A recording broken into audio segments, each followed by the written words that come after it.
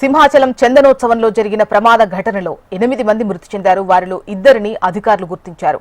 అంబేద్కర్ కోనసీమ జిల్లా కొర్లపాటివారిపాలెం గ్రామానికి చెందిన మణికంఠ ఈశ్వర శేషారావు, పత్తి దుర్గా స్వామినాయుడుగా గుర్తించారు. ప్రస్తుతం వారి మృతదేహాలు విశాఖ కేజీహెచ్ లో ఉన్నట్లు తెలుస్తోంది. వివరాలు మనకు చిరంజీవి అందిస్తారు. చిరంజీవి, ఇద్దరికి సంబంధించినటువంటి వివరాలు తెలిసినట్టుంది. మృతి చెందిన వాళ్ళకి సంబంధించి డీటెయిల్స్ ఎలా ఉన్నాయి?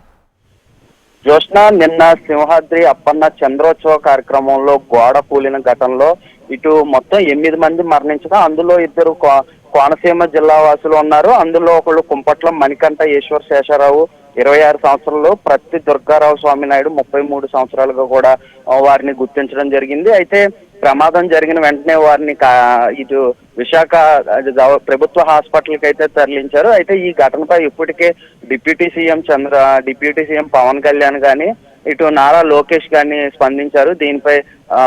దీనిపై బాధితులకు అండగా ఉంటామని కూడా చెప్పడం జరిగింది. ఇటు ముఖ్యంగా చూసుకున్నట్లయితే కనుక కోనసీమ జిల్లాకు చెందిన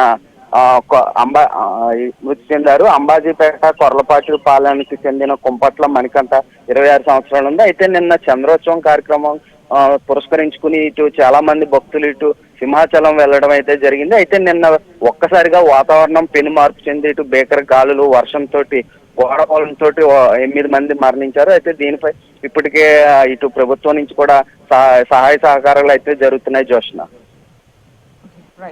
చిరంజీవి.